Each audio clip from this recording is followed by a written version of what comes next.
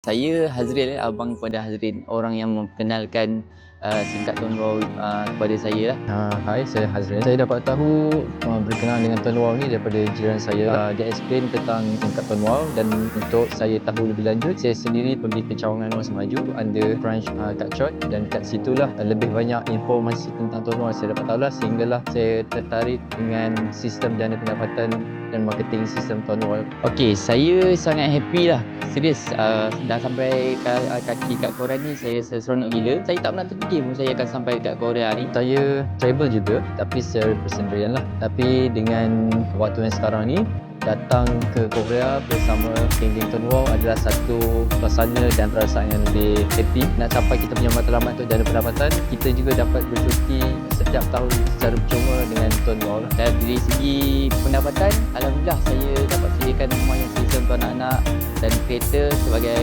keperluan. Dan saya bersyukur sangatlah adik saya mau kenalkan singkat ni kepada saya.